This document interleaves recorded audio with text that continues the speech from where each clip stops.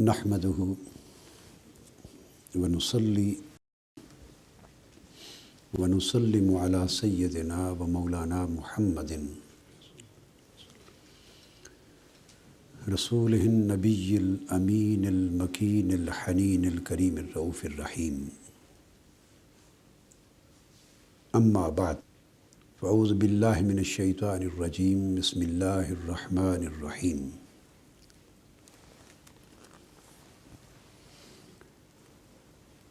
قل لا أسألكم عليه أجرا إلا المودة في القربى. صدق الله مولانا العظيم.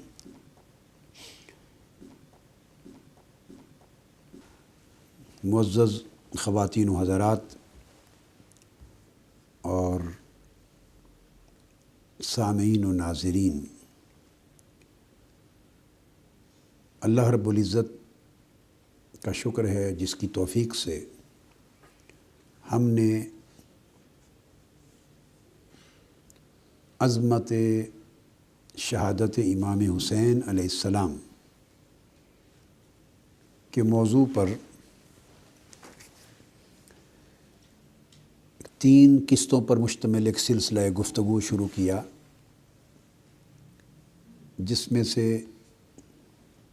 پہلی قسط گفتگو کی کل گزر چکی۔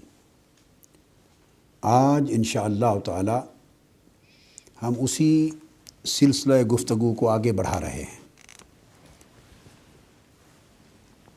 پہلی نشست میں میں نے محبت اہل بیت کے تناظر میں سیدنا علی المرتضیٰ کرم اللہ وجہہ الکریم اور سیدہ کائنات سیدہ فاطمۃ الزہرا رضی اللہ تعالی عنہ ان کا ذکر کیا، اور گفتگو یہاں پہ ختم کی تھی کہ حضور علیہ الصلوۃ والسلام نے سیدہ فاطمۃ الزہرا رضی اللہ تعالی عنہ کے لیے فرمایا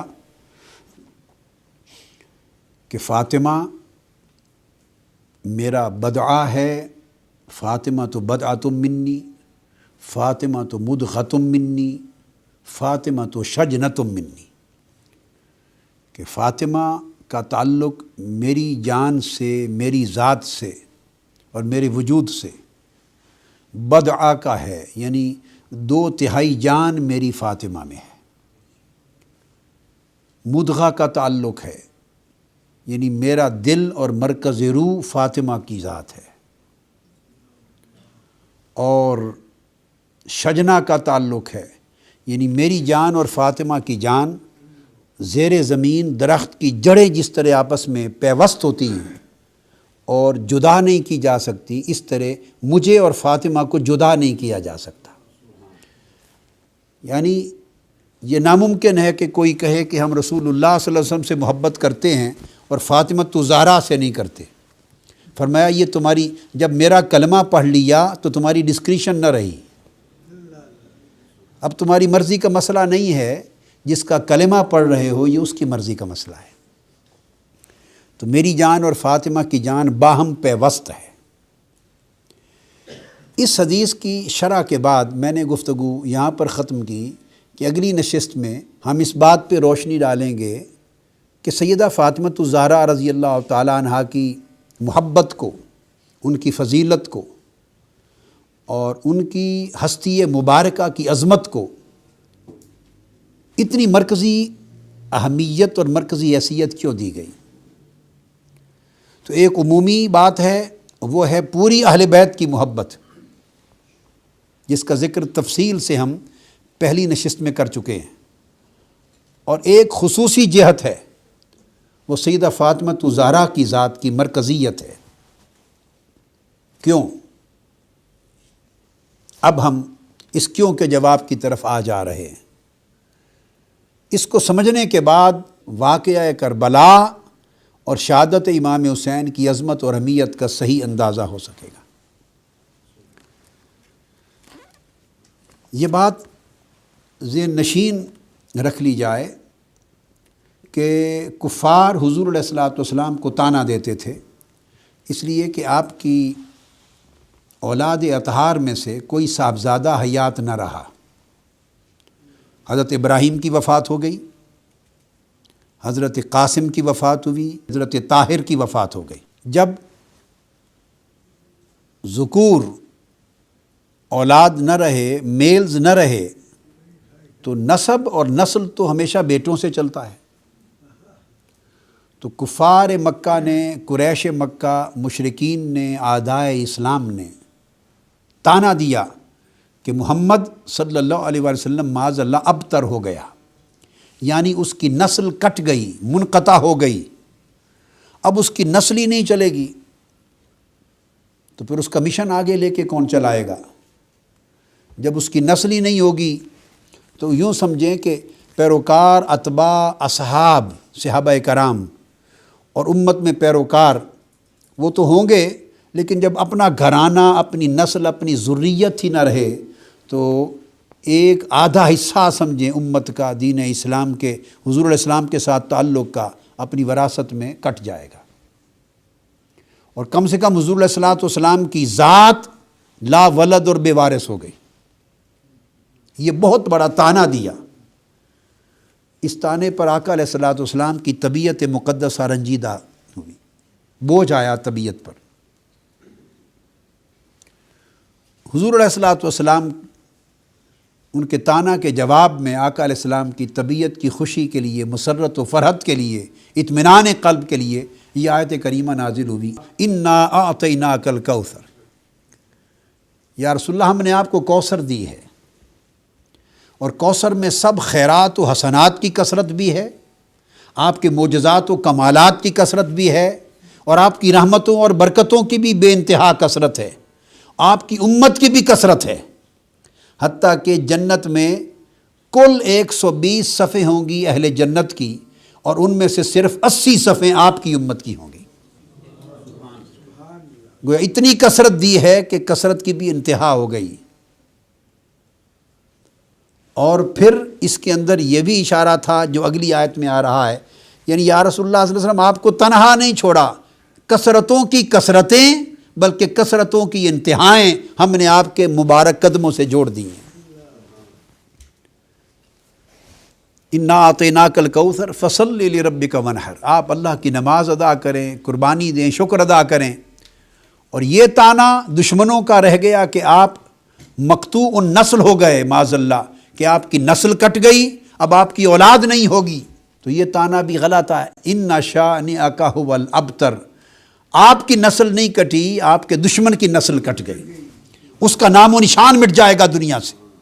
جو آپ کا دشمن ہوگا دنیا میں اس کی نسل کا کوئی نام و نشان، کوئی وجود نہیں ہوگا۔ جو آپ کے دین کا دشمن ہوگا، جو آپ کی ذریت کا دشمن ہوگا، اس کا کوئی نام و نشان دنیا میں لینے والا نہیں ہوگا۔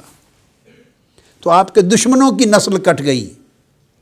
یہ جو جواب دیا ان کو، یہ تو اس طعنے کا رد تھا، مگر اس رد کی اور حضور علیہ السلام کی نسل کے برقرار رہنے کی کوئی عملی شکل بھی تو ہونی تھی،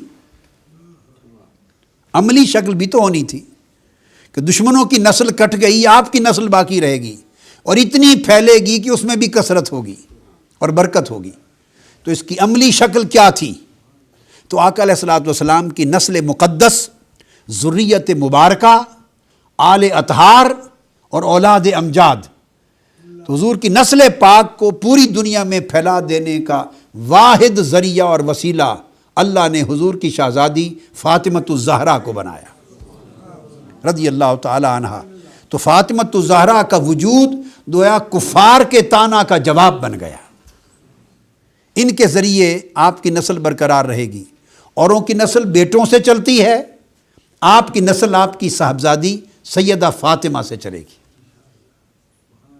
یہ وہ وجہ تھی کہ جو مرکزیت دی گئی سیدہ فاطمۃ الزہرا کو، اور ان کی ناراضگی میں اپنی ناراضگی اور اللہ کی ناراضگی ڈکلیئر کر دی، چونکہ اب ایمان کا رشتہ امت کا سیدہ فاطمۃ الزہرا کے ذریعے حضور کی بارگاہ سے جوڑا جا رہا تھا، خانوادہ نبوت سے جو تعلق جڑنا تھا اور خاندان نبوت کے ساتھ جو عقیدت محبت کا جو رشتہ استوار ہونا تھا، وہ رشتہ سیدہ فاطمۃ الزہرا رضی اللہ تعالیٰ عنہ کو بنایا گیا۔ اس لیے حضور علیہ السلام نے فرمایا، سیدنا فاروق اعظم رضی اللہ تعالیٰ روایت کرتے ہیں اور امام حاکم نے مستدرک میں روایت کیا، اور اسے امام احمد بن حنبل نے فضائل صحابہ میں، امام بزار نے اپنی مسند میں، طبرانی نے موجم میں، ان تمام کتب حدیث میں روایت آئی، اور راوی سیدنا فاروق اعظم رضی اللہ تعالیٰ عنہ فرماتے ہیں انی سمعت رسول اللہ صلی اللہ علیہ وسلم، میں نے آقا علیہ السلام سے سنا، کل نسب و سبب ینقطع یوم القیامہ، کہ قیامت کے دن ہر نسب و سبب منقطع ہو جائے گا، کٹ جائے گا، سوائے میرے نسب اور سبب کے، وہ قیامت کے دن بھی برقرار رہے گا۔ اب اس حدیث کے ساتھ جو چیز میں کوٹ کرنا چاہتا ہوں وہ یہ کہ حضور کا نسب کیسے رہے گا، اسے حضرت فاطمۃ الزہرا رضی اللہ تعالیٰ عنہ ہی نے روایت کیا ہے، اور امام طبرانی نے المعجم الکبیر میں، اور امام ابو یعلا نے مسند میں، اور امام دیلمی نے الفردوس میں، اور بہت سی کتب حدیث میں یہ حدیث آئی۔ سیدہ فاطمۃ الزہرا رضی اللہ تعالیٰ عنہ روایت کرتی ہیں، اور جو روایت میں اب کوٹ کر رہا ہوں اسی حدیث کے لیے، وہ میں سیدنا عمر فاروق سے کوٹ کر رہا ہوں رضی اللہ تعالیٰ عنہ، اور حضرت جابر بن عبداللہ سے کی جو روایت ہے وہ کوٹ کر رہا ہوں، اور وہ روایت بھی طبرانی نے موجم میں، اور امام احمد بن حنبل نے روایت کی، اور امام حاکم نے مستدرک میں روایت کی۔ سیدنا فاروق اعظم رضی اللہ تعالیٰ عنہ فرماتے ہیں قال سمعت رسول اللہ صلی اللہ علیہ وسلم یقول، میں نے سنا کہ حضور علیہ الصلوۃ والسلام فرمایا کرتے تھے، کل بنی انثی وفی روایت کل بنی ام فإن عصبتهم لأبیہم ما خلا بنی فاطمہ فإنی انا عصبتهم وانا ابوہم۔ فرمایا کہ ہر عورت کی اولاد کا نسب، ہر عورت کی جو نسل چلتی ہے اس کا نسب اس کے باپ سے ہوتا ہے، یعنی ہر اولاد کا، ہر نسل کا، ہر ذریت کا نسب باپ سے چلتا ہے۔ فرمایا سوائے اولاد فاطمہ کے، کہ فاطمہ کی اولاد کا عصبہ بھی میں ہوں اور باپ بھی میں ہوں۔ اس لیے آقا علیہ السلام نے فرمایا کہ حسن اور حسین جو اولاد فاطمہ ہیں ان کا باپ میں ہوں اور وہ میرے بیٹے ہیں۔ حضور علیہ السلام نے کبھی ان کو اپنا نواسا نہیں کہا، کبھی نواسا نہیں فرمایا، بیٹے ہیں، اس لیے کہ آقا علیہ الصلوۃ والسلام کا نسب ان سے چل رہا ہے۔ اور پھر حضور علیہ السلام نے فرمایا ہما ریحانتا من الدنیا، ترمذی شریف میں حدیث ہے، الجامع الصحیح، اور صحیح بخاری میں حدیث ہے یہی، اور نسائی میں ہے۔ حضور نے فرمایا، ابو ایوب انصاری رضی اللہ تعالیٰ عنہ روایت کرتے ہیں، عبد الرحمن بن ابی نعم روایت کرتے ہیں، آقا علیہ السلام نے، اور یہ حدیث آقا نے فرمایا کہ یہ حسن اور حسین دونوں میرے پھول ہیں، گلشن دنیا کے دو پھول ہیں۔ اور پھول کہنے کا مطلب کیا ہے؟ جسے میری خوشبو سونگنی ہو وہ حسن اور حسین سے سونگے۔ پھر ترمذی میں ہی روایت ہے، اور نسائی میں اور ابن حبان میں، حضور نے فرمایا الحسن والحسین سیدہ شباب اہل الجنہ۔ اب ترتیب سے کچھ چیزیں عرض کرتا چلوں۔ پہلے نسب مصطفیٰ کی بات ہو چکی کہ نسب مصطفیٰ کا ذریعہ فاطمۃ الزہرا اور سبب حسن اور حسین۔ امام حسین کو اور امام حسن مجتبیٰ کو حضور کے نسب کی بقا کا ذریعہ بنایا اور انہیں حضور کا بیٹا قرار دیا، پھر انہیں حضور کی خوشبو قرار دیا کہ یہ پھول ہیں میرے، اور میری خوشبو ان سے آگے ملے گی، اور پھر سیادت حضور علیہ السلام کی امت میں حسنین کریمین سے پہلے قریش کہلاتے تھے، سید کوئی نہیں کہلاتا تھا۔ آقا علیہ السلام سید ہوئے، حضور علیہ الصلوۃ والسلام کو سیادت عطا کی گئی، انا سید ولد آدم، میں کل بنی آدم کا سید و سردار ہوں۔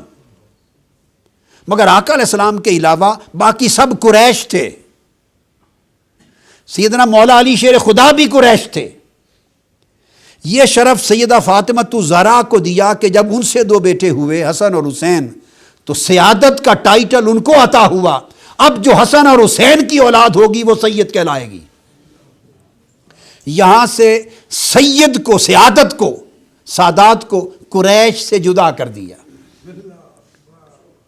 اور آقا علیہ السلام نے فرمایا، ابو سعید خدری روایت کرتے ہیں، الحسن والحسین سیدا شباب اہل الجنہ، یہ حدیث بنیاد بنی ہے سعادت کی. جیسے میں نے حدیث کوٹ کر دی کہ یہ مختلف کتب حدیث میں. اور آقا علیہ السلام نے فرمایا، ان فاطمہ سیدۃ نساء اہل الجنہ وان الحسن والحسین سیدا شباب اہل الجنہ. یہ بھی جامع ترمذی میں حدیث ہے، اور صحیح ابن حبان میں، اور نسائی میں، اور مسند امام احمد بن حنبل میں، اور طبرانی اور مستدرک حاکم میں. حضور علیہ السلام نے فرمایا کہ فاطمہ کل جنتی عورتوں کی سردار ہیں، اور حسن اور حسین کل جنت کے جوانوں کے سردار ہیں. گویا عورتوں کی سعادت سیدہ فاطمہ کے پاس ہے، اور جوانوں مردوں کی سعادت حسن اور حسین کے پاس ہے. اس سے انس بن مالک نے بھی روایت کیا. اسی حدیث کو سیدنا عمر فاروق نے بھی روایت کیا رضی اللہ تعالیٰ عنہ، طبرانی میں. عمر فاروق رضی اللہ تعالیٰ عنہ فرمایا، ان النبی صلی اللہ علیہ وسلم قال الحسن والحسین سیدا شباب اہل الجنہ. اس کو عبداللہ ابن مسعود نے بھی روایت کیا، ام سلمہ نے بھی روایت کیا. تو گویا حضور علیہ السلام نے اپنے نسب کا مرکز بھی حسنین کو بنایا. آقا علیہ الصلوۃ والسلام نے اپنی خوشبو کے لیے مرکز بھی حسنین کو بنایا. آقا علیہ السلام نے اپنی سعادت کا مرکز و محور بھی حسنین کو بنایا. اور پھر چوتھی چیز، آقا علیہ السلام نے اپنی محبت کا مرکز و محور بھی حسنین کریمین کو بنایا. عبداللہ ابن مسعود روایت کرتے ہیں، اور امام نسائی سنن کبریٰ میں روایت کرتے ہیں، قال النبی صلی اللہ علیہ وسلم من احبنی فلیحب ہذین، جو مجھ سے محبت کرتا ہے اس پر لازم ہے کہ ان دو کی، حسن اور حسین کی محبت اپنا لے. اور آقا علیہ الصلوۃ والسلام نے فرمایا، ابو ہریرہ رضی اللہ تعالیٰ عنہ روایت کرتے ہیں، یہ سنن ابن ماجہ میں حدیث، اور نسائی، مسند احمد، طبرانی، کل کتب میں. حضور نے فرمایا، من احب الحسن والحسین فقد احبنی، جس نے حسن اور حسین سے محبت کی وہ جان لے کہ اسی نے مجھ سے محبت کی. آپ اس رشتے کو سمجھیں. فرمایا قرآن مجید میں اللہ پاک نے، من یطع الرسول فقد اطاع اللہ، جس نے میرے اس محبوب رسول کی اطاعت کی اسی نے اللہ کی اطاعت کی. تو اللہ کی اطاعت کا کوئی تصور اطاعت رسول کے بغیر نہیں ہے. یہ وہی اسلوب کلام ہے، یہ وہی انداز کلام ہے. آقا نے اپنی زبان میں فرمایا، من احب الحسن والحسین فقد احبنی، جس نے حسن اور حسین سے محبت کی اسی نے مجھ سے محبت کی، اور جس نے حسن اور حسین سے محبت نہ کی وہ جو جتن چاہے کرتا پھرے اسے میری محبت نصیب نہیں ہو سکتی. یہی بات عبداللہ ابن مسعود نے روایت کی حضور علیہ الصلوۃ والسلام سے. پھر اگلی حدیث میں اس سے آگے حضرت سلمان فارسی رضی اللہ تعالیٰ عنہ روایت کرتے ہیں، جسے امام حاکم نے مستدرک میں بیان کیا کہ آقا علیہ السلام نے فرمایا، من احبہما ای الحسن والحسین فقد احبنی ومن احبنی احبہ اللہ ومن احبہ اللہ ادخلہ الجنہ. جس نے حسن اور حسین سے محبت کی اس نے مجھ سے محبت کی، اور جس نے مجھ سے محبت کی اس نے اللہ سے محبت کی، اور اللہ نے اس سے محبت کی. جس نے مجھ سے محبت کی، یا رشتہ چینج کر دیا، اس سے اللہ نے محبت کی. یعنی جو میرا محب ہوا وہ محبوب خدا ہو گیا، اور جس سے خدا نے محبت کی اس کو اللہ نے جنت عطا کر دی. اسی طرح ترمذی شریف میں، جامع ترمذی میں ابواب المناقب میں اور حدیث آئی، ان رسول اللہ صلی اللہ علیہ وسلم آخذ بید حسن و حسین، آقا علیہ السلام نے سیدنا حسن اور سیدنا حسین کے دونوں ہاتھ پکڑے اور ہاتھ اٹھا کر فرمایا، من احبنی وحب ہذین واباہما وامہما کان معی فی درجتی یوم القیامہ. جس نے مجھ سے محبت کی اور ان دو شہزادوں سے محبت کی، حسن حسین سے، اور ان دونوں کی ماں سے محبت کی اور ان دونوں کے باپ سے محبت کی، وہ قیامت کے دن میرے ساتھ میرے درجے میں ہوگا. اور آقا علیہ الصلوۃ والسلام نے فرمایا کہ پھر جس نے اس سے آگے آقا علیہ السلام نے فرمایا کہ اللہ اللہم ابصر حسنا و حسینا، حضرت براء بن عازب روایت کرتے ہیں حسن اور حسین کو دیکھا اور دیکھ کے فرمایا اللہم انی احبہما فحبہما، اے اللہ میں ان دونوں حسن اور حسین سے محبت کرتا ہوں، تو بھی ان سے محبت کر۔ اور ایک حدیث میں فرمایا کہ پھر تو ان سے محبت کرنے والوں سے بھی محبت کر۔ اسامہ بن زید روایت کرتے ہیں اللہم انی احبہما فاحبہما احبہما واحب من یحبہما، اے اللہ میں ان دونوں سے محبت کرتا ہوں، تو بھی ان دونوں سے محبت کر، اور جو ان سے محبت کرے اسے بھی محبوب رکھ۔ یہ بھی ترمذی شریف جامع ترمذی میں حدیث ہے اسامہ بن زید سے۔ پھر اب دوسری جہت ہے، تو گویا محبت مصطفیٰ کا مرکز بھی حسن اور حسین ہو گئے۔ اب جو حضور سے بغض اور عداوت رکھنا ہے اس کی علامت بھی بغض و عداوت حسین بن گئی۔ جو امام حسن اور امام حسین سے محبت نہیں رکھتا یا دل میں ان کے لیے بغض رکھتا ہے یا گھٹن رکھتا ہے، بغض کی وضاحت بھی کر دوں، بغض کیا ہے؟ بغض قلبی کیفیت ہے، ماتھے پر لکھا ہوا نہیں ہوتا، کسی کے ماتھے پہ نہیں لکھا ہوتا کہ اس کو محبت ہے، کسی کے ماتھے پہ لکھا نہیں ہوتا کہ اس کو بغض ہے۔ بغض اور محبت قلبی کیفیتیں ہیں اور ظاہر علامتوں سے ہوتی ہیں۔ تو فرمایا کہ جس کو بغض ہو تو دل میں گھٹن ہوتی ہے، ان کا ذکر آئے، اگر کسی سے محبت ہو تو اس کا ذکر آئے تو دل کھل اٹھتا ہے، چہرہ چمک اٹھتا ہے، طبیعت فرحت میں آ جاتی ہے، ایک کیف و سرور پیدا ہو جاتا ہے اور جی چاہتا ہے کہ رات ساری محبوب کا ذکر ہوتا رہے۔ اگر اس کا ذکر سن کر کیف و سرور ہو تو سمجھو محبت ہے، اور کسی کا ذکر سنے تو دل میں گھٹن آ جائے، چہرے پر یبوست خشکی آ جائے، طبیعت میں اضطراب بے چینی آ جائے اور انسان کہے جی بڑی ہو گئی بات، اب کوئی اور بات بھی کریں، بڑا ذکر ہو گیا کوئی اور موضوع بھی چھیڑیں، ایک ہی کو لے کے بیٹھے ہیں، اور جو ذکر کثرت کے ساتھ سننے سے تنگ ہو سمجھو اس میں بغض ہے۔ حضور نے فرمایا من ابغضہما فقد ابغضنی ومن ابغضنی فقد ابغضہ اللہ ومن ابغضہ اللہ ادخلہ النار۔ فرمایا جس نے حسن حسین سے بغض رکھا، یعنی جس کا دل جل گیا یا اس نے گھٹن محسوس کی، حسن حسین کے ذکر سے جس کو فرحت نہ ملی، کیف و سرور نہ ملا، اس نے مجھ سے بغض کیا۔ جس نے مجھ سے بغض رکھا اللہ نے اس سے بغض کیا، اور جس کو اللہ مبغوض کر دے اسے جہنم میں اٹھا کے پھینک دیتا ہے۔ یہ حدیث ابن ماجہ میں بھی ہے اور سیاستہ کی دوسری کتب میں بھی ہے۔ حضور علیہ السلام نے فرمایا من حب شیئا اکثر ذکرہ، جس کی محبت ہو جائے اس کا ذکر پھر کثرت سے کرتا ہے بندہ۔ تو ذکر حسین محبت رسول کی علامت ہے۔ اور حضور علیہ السلام نے یہ بھی اللہ عرض کیا اللہم آدمن آداہم وعالمن علاہم، اے اللہ تعالیٰ والمن والاہم، جو حسن اور حسین سے محبت رکھے تو انہیں محبوب دوست بنا لے، اور جو حسن اور حسین سے دشمنی رکھے تو ان کا دشمن ہو جائے۔ یہ دعا کی۔ اور حضور علیہ السلام نے فرمایا، یہ بھی ترمذی شریف کی جامع سیاستہ کی حدیث، زید بن ارقم روایت کرتے ہیں، فرمایا ان رسول اللہ علیہ وسلم قال لعلی وفاطمہ والحسن والحسین، فرمایا انا حرب لمن حاربتم وسلم لمن سالمتم، فرمایا اے علی، فاطمہ، حسن اور حسین، انا حرب لمن حاربتم، جو تم سے جنگ کرے گا وہ تم سے نہیں، میں ان کے ساتھ جنگ کروں گا، اور جو تم سے صلح اور پیار اور دوستی رکھے گا میں ان سے دوستی رکھوں گا۔ تو گویا حضور علیہ السلام نے اپنے آپ کو ان کا دفاع بنا دیا۔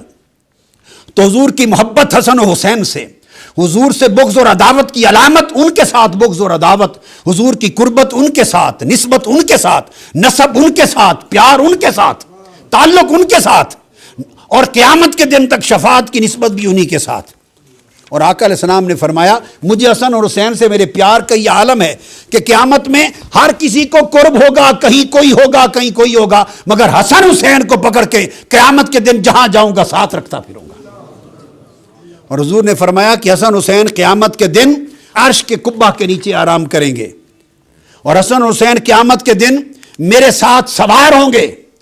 اور آقا علیہ السلام نے ان دونوں کو کندھوں پر اٹھا لیا، کندھوں پر اٹھا لیا، حضرت عمر بن خطاب رضی اللہ تعالیٰ عنہ فرماتے ہیں میں نے دیکھا تو میں نے کہا شہزادو مبارک ہو، کتنی اچھی سواری ملی ہے۔ حضور نے فرمایا نعم الفرس تحتکما قال نعم الفارسان ہما، عمر ان سے کہہ رہے ہو، مجھے کہو کہ کتنے اچھے سوار ملے ہیں، سوار کتنے اچھے ہیں۔ یعنی آقا علیہ السلام نے امت کو یہ سارے احکام، یہ فرامین، یہ حدیث کیوں ہیں؟ اس لیے کہ امت متوجہ ہو اور اپنی ساری محبتوں کی جہت میرے حسن اور حسین کی طرف کر دیں، میری اہل بیت کی طرف کر دیں۔ اور پھر آقا علیہ السلام نے اپنا پرسنل ڈیمونسٹریشن سے بھی اس محبت کا اظہار کیا ہے، ڈیمونسٹریٹ کی ہے محبت۔ ڈیمونسٹریٹ کیسے کی کہ اگر آقا علیہ السلام نماز میں گئے، مسند ابو یعلا میں ہے، حضرت انس بن مالک کی روایت کرتے ہیں، اور حسن و حسین شہزادے حضور کے کندھوں پر پشت پر سوار ہو گئے تو ان کی خاطر حضور سجدہ طویل کر دیتے تھے اور اس وقت تک اٹھتے نہ تھے جب تک وہ نیچے نہ آ جائیں۔ اور آقا علیہ السلام نے فرمایا ایک حدیث میں کہ جنت میں، طبرانی نے روایت کی کہ جنت عرض کرے گی، باری تعالیٰ جنت عرض کرے گی کہ تو نے مجھ سے وعدہ کیا تھا کہ میں اپنے عرش کے 2 ستونوں کے ذریعے تجھے مزین اور آراستہ کر دوں گا، تیرے حسن و جمال کو دوبالا کر دوں گا۔ اب ہر کوئی آ گیا، جنت سج گئی، آباد ہو گئی، اب اپنے عرش کے 2 ستون بھی دے تاکہ میری رونق بڑھ جائے۔ حضور فرماتے ہیں کہ اللہ تعالیٰ فرمائے گا کہ جنت کیا میں نے تمہیں حسن اور حسین نہیں دے دیے؟ یہ میرے عرش کے خوبصورت ترین ستون ہیں اور تمہاری رونق حسن اور حسین کے وجود سے ہے۔ اور حضور علیہ السلام نے ارشاد فرمایا کہ میں اور حسن اور حسین قیامت کے دن ہمیشہ ہر جگہ ایک ہی مقام، لفی مکان واحد یوم القیامہ، ایک ہی مکان پر پائے جائیں گے۔ آقا علیہ السلام نے یہ ساری قربتیں جو بیان کی اس کا مقصود تھا سیدہ فاطمہ الزہرا کو مرکزی حیثیت دینے کا مقصود حسن اور حسین تک پہنچانا تھا، اور حسین کو مرکزی حیثیت دینے کا مقصود کربلا تک پہنچانا تھا، امت کے ذہن کو کربلا تک پہنچانا تھا۔ اس لیے کہ جو کردار حسین جوان ہو کر اور پختہ عمر ہو کر اسلام کی بقا کے لیے اور دین مصطفیٰ کے تحفظ کے لیے جو کردار انجام دینے والے تھے، آقا علیہ السلام ان کے مقام و مرتبہ کو بیان کر اس کردار کی معرفت دے رہے تھے۔ اب اس کردار کا ذکر انشاءاللہ تعالی ہم آخری نشست میں کریں گے۔ وما علینا الا البلاغ۔ سب سے پہلے نئی ویڈیوز کو حاصل کرنے کے لیے شیخ الاسلام ڈاکٹر محمد طاہر القادری کے آفیشیل یوٹیوب چینل کو سبسکرائب کریں اور بیل آئیکن کلک کریں۔